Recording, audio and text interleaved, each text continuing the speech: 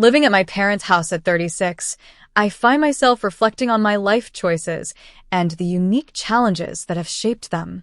I'm Goldie, and I've always dreamed of marriage, but my persistent health issues have made that increasingly unlikely. Though I don't suffer from a severe illness, I frequently catch colds and endure high fevers, which hinder my ability to maintain a full-time job. Consequently, I rely on part-time work, which I often have to pause due to sudden illnesses. This situation has led me to spend more time at home, where I recently started working from home to ease the burden of commuting. Living with my mother, I face constant challenges. She views my health issues and job situation as inconveniences and often criticizes me for staying in my room, seemingly unaware of my contributions to the household. Despite her sarcasm, I cover all utility bills and property taxes and handle significant repairs and maintenance of our home. Since my father's passing 4 years ago, I've taken on these responsibilities to lessen the financial burden on my mother. In addition to financial support, I manage most household chores, cooking, laundry, and cleaning, unless my health fails me. Yet, my mother frequently expresses dissatisfaction, lamenting, "How long do I have to take care of a daughter like this at home?" Her words sting, especially when she reminisces about Megan, my younger sister, who left home early.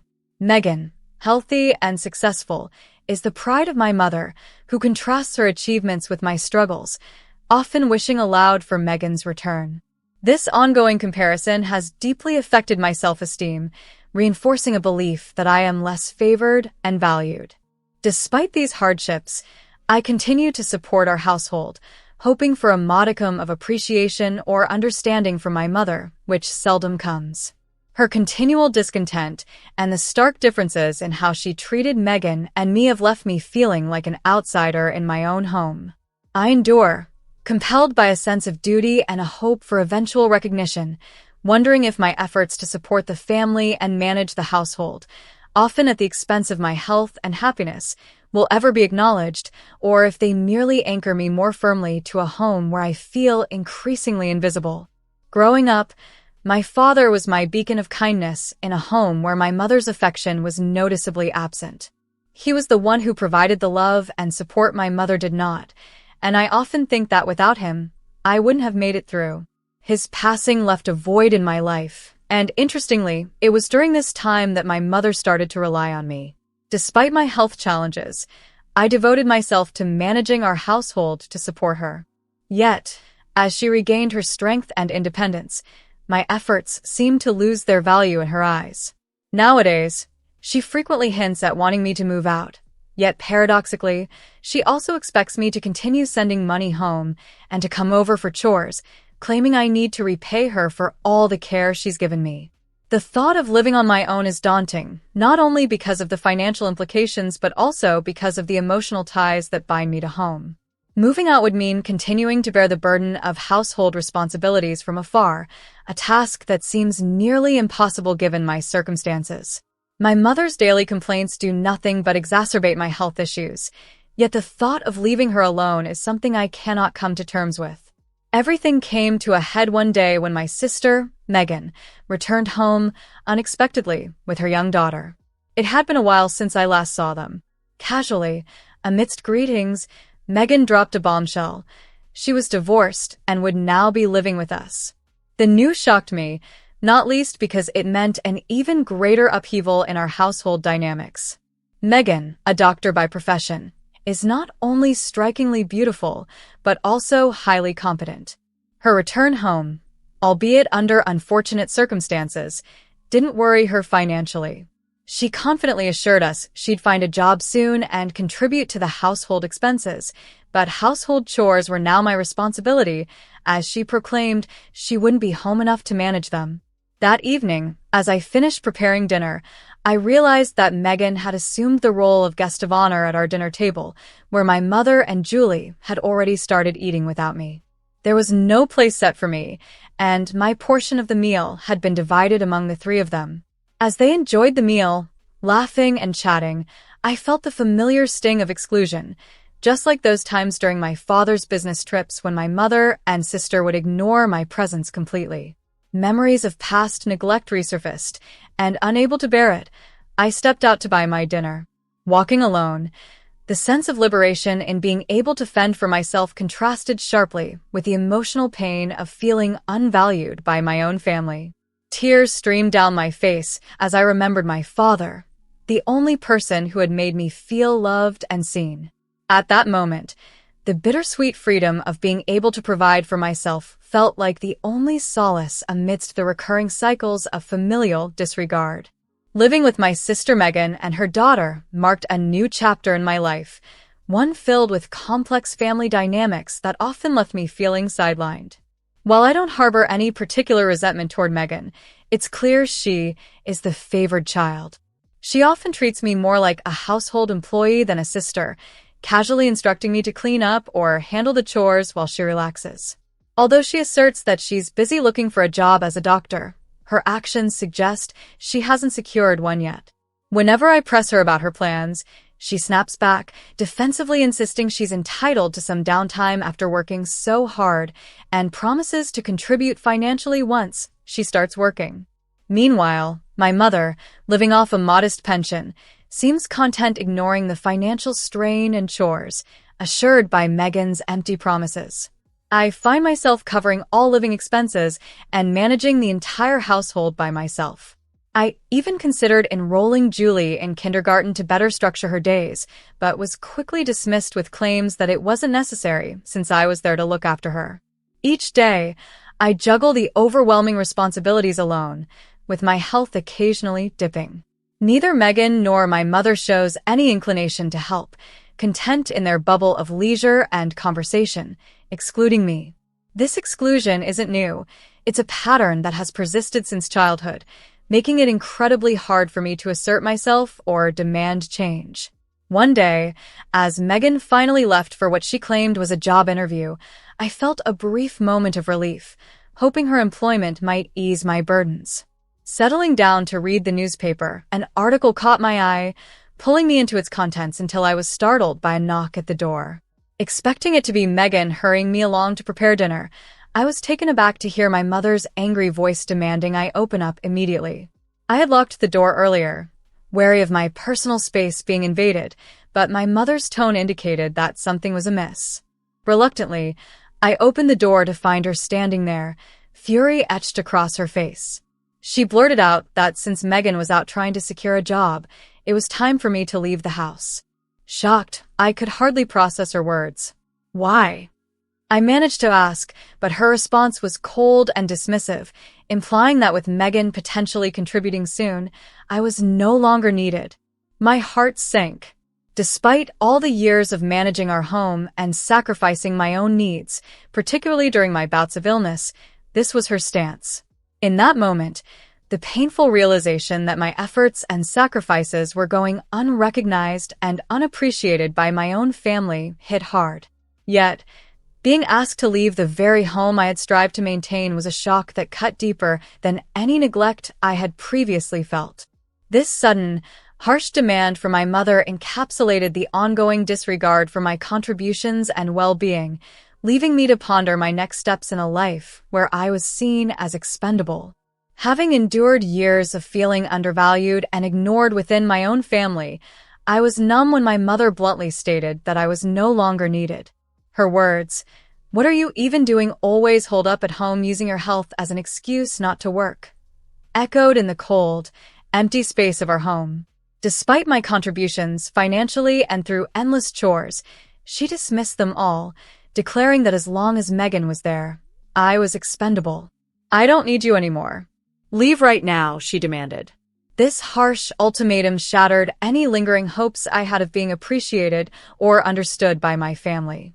The realization dawned painfully clear. They would never see my worth or empathize with my struggles.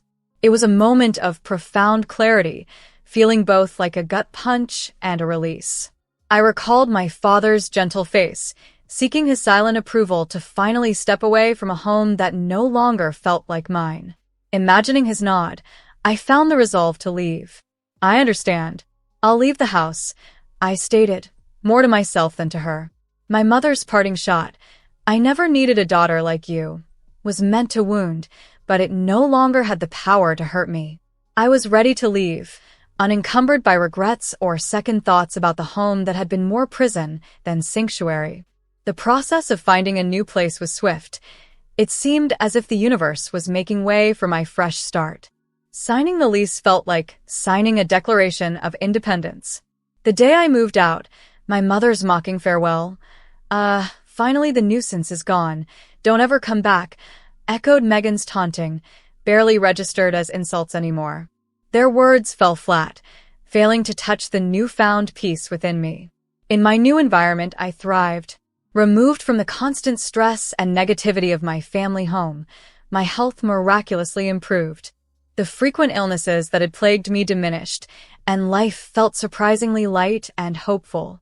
Just as I began to relish in my peaceful routine, an unexpected call from my mother broke the calm. Her voice, shaky and urgent, asked for help. Despite everything, I agreed to meet her at a nearby cafe. As I approached the cafe, apprehension knotted in my stomach. Seated across from my mother, her demeanor was frantic, a stark contrast to her previous harshness. "Please, I need your help," she pleaded, her eyes brimming with desperation. The assertiveness in my voice seemed to shock her into tears as she confessed that Megan had deceived her about looking for jobs. Instead, she had been enjoying herself, possibly with a man, according to my mother. Stunned by this revelation, I felt a mix of vindication and sorrow. The family dynamics were unraveling further, and here was my mother, once so dismissive of my contributions, now ensnared by the consequences of her favoritism. Her plea for help was laden with irony, yet it was a testament to the complex, often painful ties that bind families. As I processed her desperate confession, I pondered the implications of her sudden vulnerability and my response, navigating the delicate balance between past grievances and the innate pull of familial bonds. As the conversation in the cafe continued, my mother revealed more unsettling truths about Megan. It turned out that Megan hadn't been working at all, even during her marriage. She had deceived everyone by pretending to be a doctor and secretly seeing another man, which ultimately led to her divorce. My mother shared that the custody of Megan's daughter might go to her ex-husband due to these deceptions. "I can't believe it," I responded, genuinely shocked. How could she maintain such a lie? "And to think," my mother lamented, "she shows no remorse for the divorce or the alimony she must pay. She's just carrying on as usual, as if nothing happened." As I listened, I reflected on Megan's behavior over the years. She had always avoided responsibility and carried herself with an air of unearned pride. It was suddenly clear that she might never have been capable of handling the demanding job of a doctor. Her ability to sustain such a facade without her husband noticing sooner was astonishing. "So, she's divorced because her husband finally discovered the truth?" I asked, seeking clarification. "Yes, and now she believes she can use his money freely without consequences. She even suggested that I should cover her divorce settlement because she claims to be broke," my mother explained, her voice tinged with frustration and disbelief. Hearing this, I couldn't help but laugh out loud. "She expects you to pay? With what money?" "My pension is tiny, and there's hardly anything left from your father's estate," my mother replied, tears welling up in her eyes. She continued, "Megan doesn't contribute to the housework or anything. Before her husband found out, it seems she had secretly hired a maid and nearly spent all his money." The irony of the situation struck me as humorous and sad. "And now she wants to offload everything onto you, after making me handle all the household chores when I lived with you? How is that fair?" My mother's plea for me to return home followed. "Please come back and help with the chores and the finances." But I was resolute. "I won't return. It seems you're ready to abandon me at Megan's convenience. Have you forgotten everything I did at home?" Her face flushed with anger at my refusal. "You're such an ungrateful daughter, even though I raised you." As she berated me, I calmly took a sip from my glass, reflecting on the unending cycle of demands and accusations. Suddenly, my mother pressed, "You have no right to refuse. You need to come back home immediately, do the chores, clean, and don't forget about the money. There's a lot to be done." In that instant, Overcome with a mixture of disbelief and defiance, I accidentally spilled my water. The glass tipped as my hand shook, splashing across the table and onto my mother. The cafe fell silent, punctuated only by the sound of dripping water. My mother sat, stunned and dripping, her expression one of shock and outrage. Sorry about that. My hand slipped, I muttered, reaching for a napkin to dab at the mess. My mother, still reeling from the unexpected dousing, tried to speak, but I quickly interjected, just a moment, and accidentally splashed her again as she opened her mouth to respond. What are you doing? She coughed, shocked and soaked. It slipped again, my apologies, I said quickly, signaling to a waiter for assistance. As the waiter cleaned up and I helped to dry the area, I took one last look at my mother's astonished face. I think it's best if we leave things here for today, I suggested, my tone final, signaling the end of not just our meeting but perhaps the phase of my life dominated by familial obligations and unappreciated sacrifices. As I left the cafe, the weight of years seemed to lift, replaced by the sobering yet liberating realization that moving forward might mean stepping away for good. Holding the napkin in my hand, I addressed my mother calmly but firmly as she complained about being wet. Why don't you wipe yourself off? What are you doing? I'm soaking wet. I could catch a cold from this. Her irritation echoed my past grievances. What does it matter if you catch a cold? I retorted, my voice growing louder despite my intention to stay composed. The cafe around us fell silent, and I realized the confrontation had escalated more than I had wanted. Yet it was crucial for me to explain, to make her understand the years of neglect I felt under her care. When I was a child, I always had to bathe in cold water. I began, my voice steadier now. You only allowed me to use small towels, and using a hairdryer was out of the question. I was constantly cold, always shivering. This didn't change when I grew up. The rare days Dad was home were slightly better, but when he wasn't, it was worse, wasn't it? After my father passed, the minimal comforts I had were stripped away, leading to years of poor health. Since I moved out on my own, I haven't been sick once, I continued. I thought initially it was the absence of stress from you and Megan, but I've realized the deeper issue was the neglectful environment you maintained. My mother tried to interject. I've taken care of you all these years, so you should listen to your parent. That's just it. You haven't taken care of me at all. I countered more boldly than before. It was Dad who took care of me. Without him, I wouldn't be who I am today. You call what you did care, but it felt more like neglect if not outright abuse. The argument intensified as I reminded her of the hardships I endured even while performing household chores and looking after her in the years following my father's death, all without a shred of concern from her about my well-being. It's thanks to my efforts, not yours, that I could live comfortably, I declared, standing my ground as my mother faltered, her arguments losing steam. As she saw my resolve, she attempted to lure me back.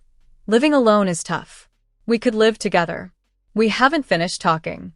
I cut her off, pulling out my phone to show her a photo. Look closely.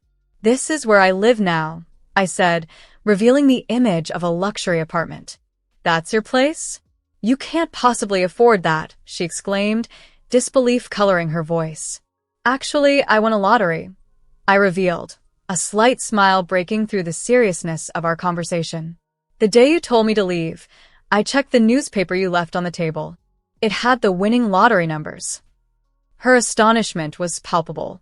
I continued, I thought my life was terrible, but it turns out, fortune had a different plan for me. With that money, I bought this apartment. I have enough savings and am managing my living expenses just fine. And the best part? I don't have to worry about getting sick anymore from living in a neglected environment. As I stood up, ready to leave the past and its burdens behind, I added, I wish you well, but I won't be returning. I need to take care of myself now. With that, I left the cafe, stepping into a new chapter of my life. One filled with independence and the freedom to live on my terms, far removed from the shadows of my past grievances. After my lottery win and move to a luxury apartment, my life transformed dramatically within just 3 months. In the cafe that day, as I stood to leave after revealing my new circumstances, my mother was visibly shaken, her words faltering. "Please don't cut me off. I apologize for everything," she pleaded, her desperation clear. However, recalling Megan's words that family are essentially strangers, I replied calmly, "To me, now, you are just that, a stranger." With those final words, I walked out, leaving her speechless and alone in her shock. In the days that followed, my mother attempted to reconnect, asking to move in with me. Megan also reached out, struggling with our mother's demands and their deteriorating living situation, suggesting I should resume my role in the family home and contribute financially. I firmly rejected both requests, echoing Megan's own philosophy back to her. Family is just strangers, right? I then blocked their numbers, distancing myself entirely from their turmoil. News from other relatives painted a grim picture. Megan remained unemployed, her social outings curtailed by a lack of funds, while my mother, never one for housework, let their home fall into disarray. Eventually, Julie moved in with her father. Financially strained and unable to maintain the family home, a modest property in the countryside, my mother was forced to sell. She and Megan moved into a small, old apartment, their funds dwindling rapidly. Over time, even our relatives grew weary of my mother's pleas for money, leaving her isolated and impoverished. As for me, my life has been a complete turnaround. Freed from the toxicity of my familial relationships, my health improved, and I found satisfaction in both my work and personal life. A new and exciting chapter began when a serious-minded man entered my life. After some time dating, he proposed, thinking of marriage. "Would you consider dating me with marriage in mind?" he had asked. Our relationship flourished, and we planned to marry the following year. Reflecting on my journey, I spoke to a photo of my father, feeling his presence in my newfound happiness. "I'm going to be happy," I declared. It felt as though he smiled back at me, his silent approval blessing this new life I had courageously claimed for myself.